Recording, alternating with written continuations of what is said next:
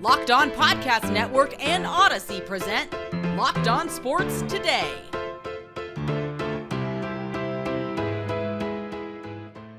The San Francisco 49ers look like the best team in the NFC after a Monday night beatdown.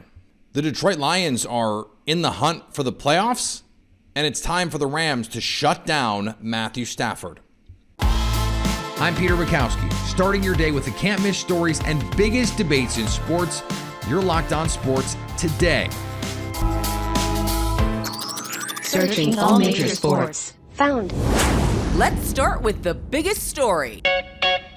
It looked like it didn't matter if this game was played in Mexico City or in Cliff Kingsbury's backyard. 38-10 was the final. The 49ers over the Cardinals, and it might not have even been that close. The 49ers look like they could have gotten 50 in this game if they had wanted to. Brian Peacock from Locked On 49ers, and of course the Peacock and Williamson Show joins me now. And Brian, in a week where the Eagles did not look particularly great coming off a loss, where Dallas did blow out the Minnesota Vikings, and then you have this 49ers game on Monday night, it is looking more and more like the 49ers are the team everyone in the NFC should be fearing. Make the case that they are the best team in the NFC right now. Yeah, and by the way, that Turkey Bowl in Cliff Kingsbury's backyard, I don't know if he's going to even coach his team to victory there. I don't know if he's going to have a job when he gets back to U.S. soil, to be honest, with the way that team's playing. He wouldn't even get home field advantage in his backyard.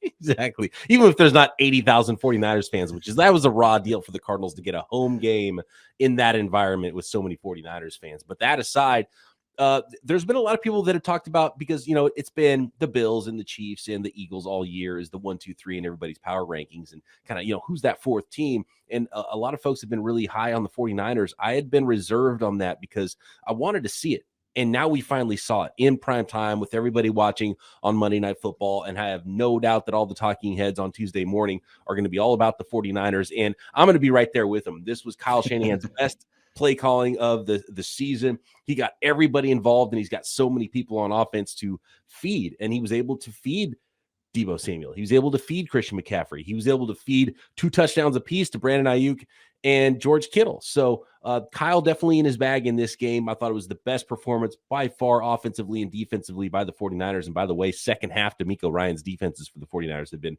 ridiculous as of late. The Cardinals not playing powerhouse football on either side of the ball. So we'll see when the 49ers play some tougher opponents coming up here. But this looked like clearly a playoff team. And look, if the 49ers lost on Monday Night Football, they wouldn't even have been the 7 seed. They wouldn't have been a wild card team if the season ended. And now they're, you know, leading the West by tiebreaker. And if the 49ers at this point, this team that we saw Monday night, if they don't win the West, I'll be really surprised and probably really disappointed by the way that you look at how they play on offense and defense and all the talent they have amassed. And if Jimmy Garoppolo is going to play as efficiently as he did on Monday night, look out.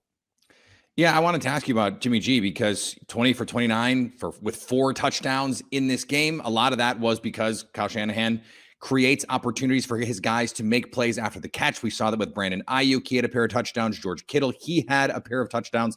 It's starting to look like this team, with all of the weapons that they have, that they're calibrating the offense in the right kind of way. It doesn't have to be the Christian McCaffrey show, but it can be. It doesn't have to be the Deebo Samuel show, but it can be. It doesn't have to be the George Kittle show, and on and on and on. What have you seen over the last month or so since this trade for McCaffrey was made that leads you to believe that this is all going to get better?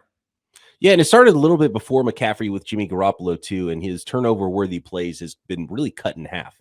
And he's always been a very efficient quarterback. And when he's not throwing interceptions, Jimmy Garoppolo's numbers look very Drew Brees-like, you know, with his efficiency and the way he's able to facilitate his playmakers. But then he's always got that weird forced interception.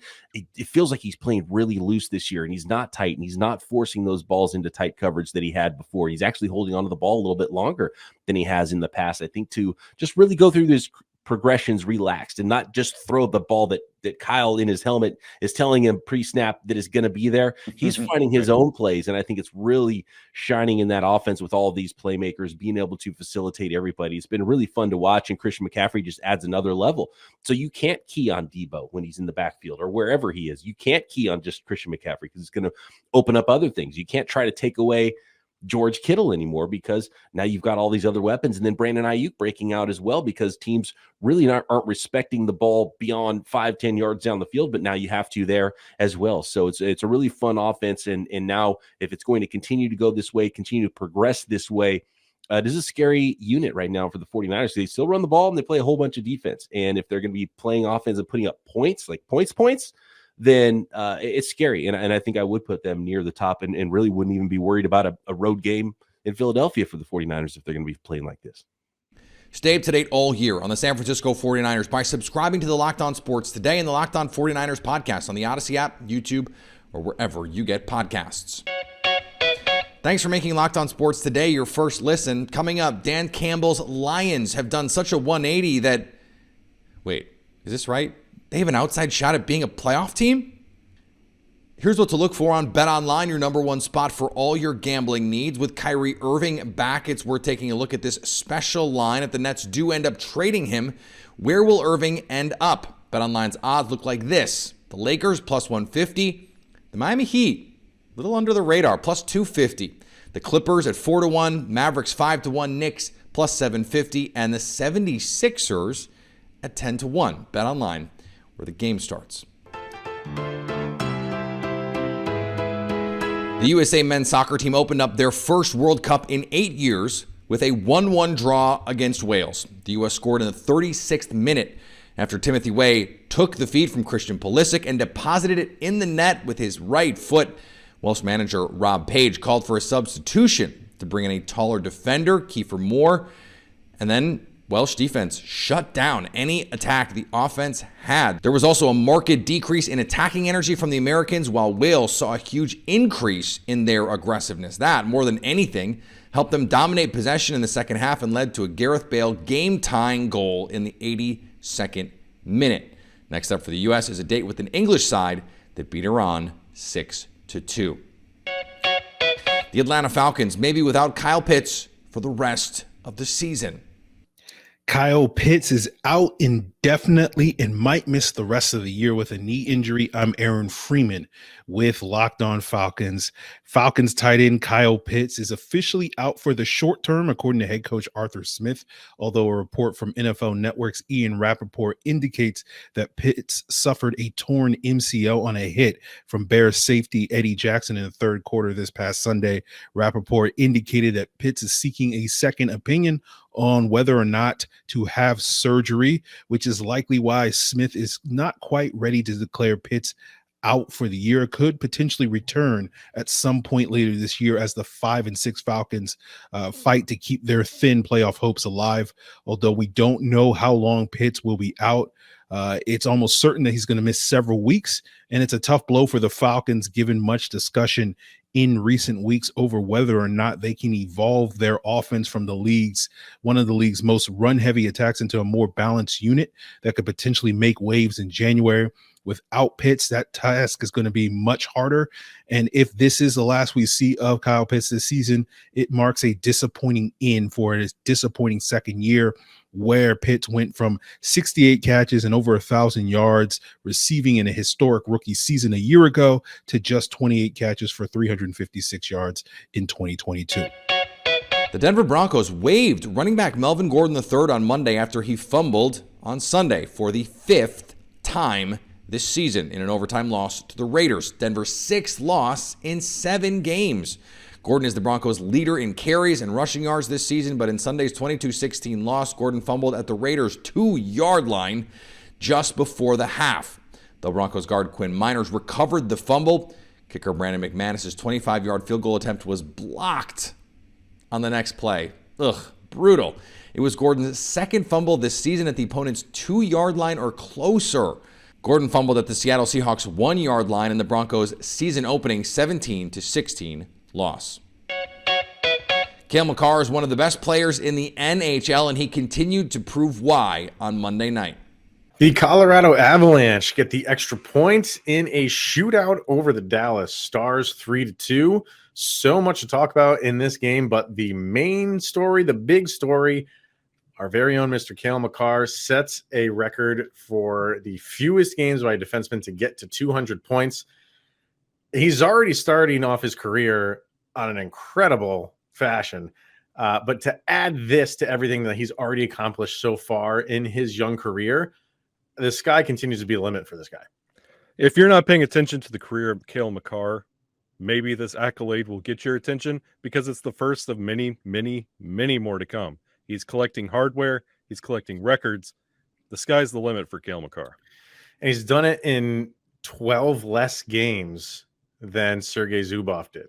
Cale Makar did it in 195 games, while Zubov did it in 207. The guy just continues to rack up accolades, and he's always going to have that Stanley Cup in his back pocket. I don't think that's the last one he's going to win there. I don't think it's the last Norris Trophy he's going to win. The awards and accolades are just going to come raining down on Cale Makar for the duration of his career.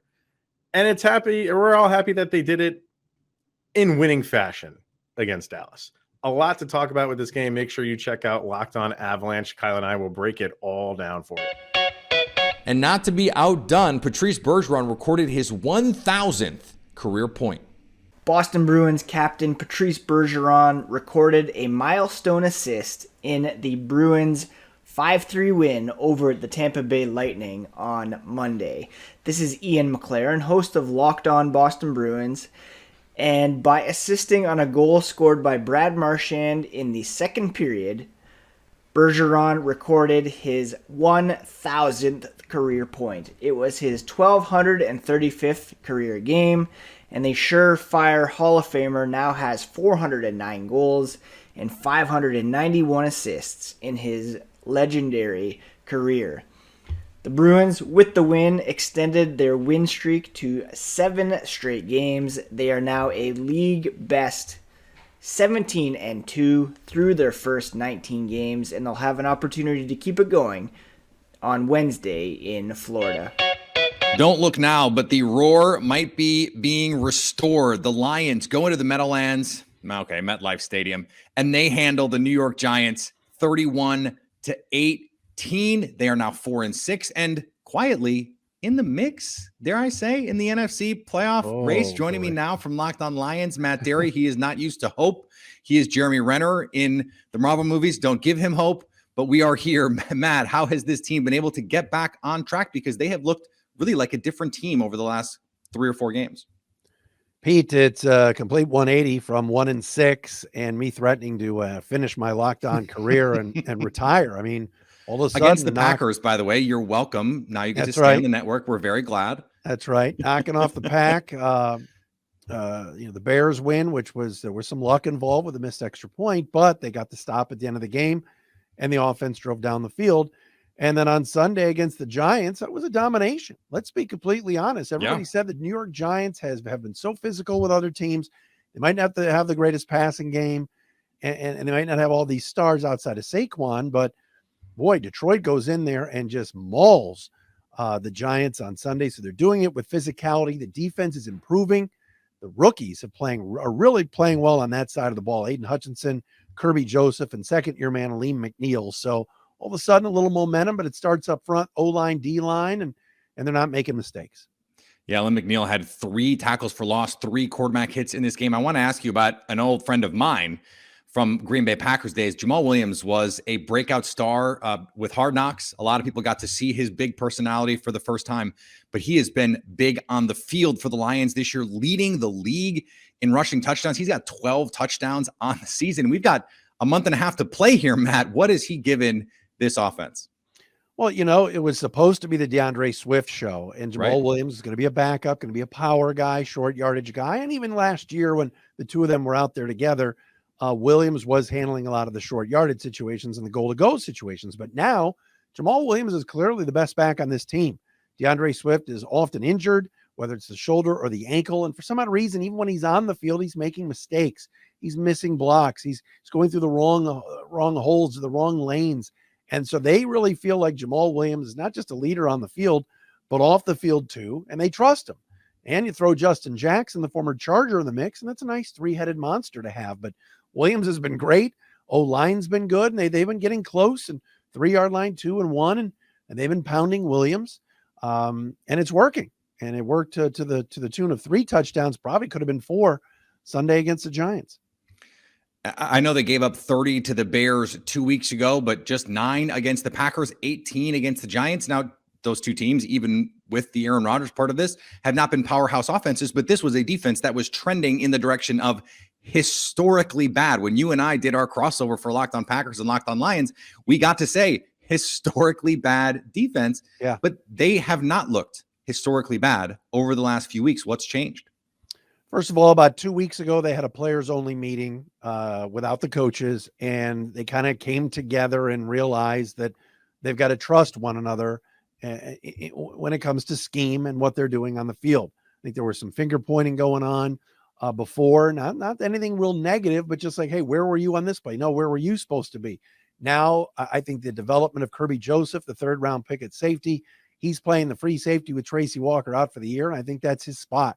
He's been a roaming center field in a big way. I mentioned Hutchinson before. Jeffrey Okudah, who won't play Thursday against the Bills, but he's been a lockdown cornerback. And there's a big drop-off when Okudah's out, and a guy like Amani Oruwariye, who's been benched, has to play. The return of Jerry Jacobs at the other cornerback has been big. And the linebacking core is getting better. Malcolm Rodriguez is a rookie, but he's getting better. Derek Barnes, second-year guy, improving. So some guys are growing up here. And I think that schematically with future head coach Aaron Glenn, the defensive coordinator, I think he knows too. Let's not just be all out blitz all the time. Let's be smart and mix things up. They held Saquon under 30 yards on Sunday, and they get the job done right now. Stay up to date all year on the Detroit Lions by subscribing to Locked On Sports Today and the Locked On Lions podcast on the Odyssey app, YouTube, or wherever you get podcasts. Coming up, it's time to shut down Matthew Stafford for the rest of the season. The LA Rams may be teaching a masterclass on how not to follow up a Super Bowl win. They are all in without any first-round pick in next year's draft and yet remain far out of playoff contention. Now Matthew Stafford is dealing with another injury. Locked On Rams host Travis Rogers believes it's time to pack it up and start looking to next year. But you cannot put him in harm's way like that. They need to shut him down. You don't have to say you're shutting him down. You don't have to say anything other than, I don't even think officially yet he's in concussion protocol. But once they do put him in, leave him in. We saw David Edwards have to go on IR for 4 weeks when he got his second concussion. Maybe something like that is coming down the pike for Matthew Stafford because this just won't work. He's too important. Now, you may be thinking we may have him a little bit longer than you want, but you're going to have him next year. You're going to have Matthew Stafford as your quarterback if this thing is going to work in any meaningful way. See what you got in Bryce Perkins. See if that's something you can work with. See if he can protect. He's going to be able to protect himself better than any of those other guys. Put him out there. See if you can use him as your backup next year. See if you can maybe get some value, create some value for him. Maybe there's a trade asset there that maybe you didn't have before. But do not put Matthew Stafford back out there for his own health, first and foremost, but for the health of the team moving forward. He's got to be on your bench. He's got to be done, and you've got to start getting ready for the next season. The thing about the Rams is they fancy themselves as this forward-thinking, progressive organization. And yet in a season where everything has gone wrong, and we can have arguments and disagreements about the way that this was handled over the last few years with the F them picks mentality. That's not on trial right now. They spent multiple draft picks to go get Matthew Stafford. They're going to give what looks like a top 15 pick, could be a potentially top 10, top 8 pick to the Detroit Lions for Matthew Stafford. Matthew Stafford is their guy. He gets hurt. A traumatic brain injury, a concussion. That's what that is. He gets cleared. He goes back out behind an offensive line that is terrible in a season where the Rams really, especially with Cooper Kupp hurt right now, there is no chance at redemption for this team. The season is over. They should have already put Matthew Stafford on the shelf. The fact that they went out and put him at further risk for now multiple head injuries, the same way potentially the Dolphins did with Tua Tagovailoa, is organizational malpractice. You cannot claim to be this progressive organization changing the way that team building is done, and then have this old school mentality when it comes to player injuries, especially head injuries, especially at the quarterback position, a quarterback for whom you gave up serious draft capital and now a top of market contract to go get. Matthew Stafford should have already been on the shelf. He should never have been subjected to additional hits behind this extremely leaky offensive line. And this team already should have been playing for next season. Sometimes when you think you're the smartest person in the room, it's important to take a step back and ask why everyone else is doing something a little different.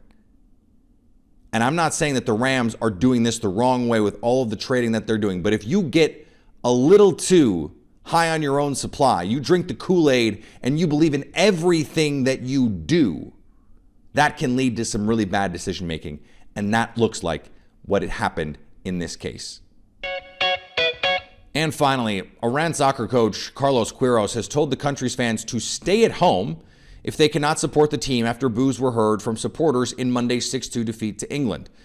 That's why my duty, it is probably to invite the fans who are here already to support the team, or they should stay home. Why did they come here to be against the team? We don't need them to have fans who only support the team when they are winning. We don't need them, he said.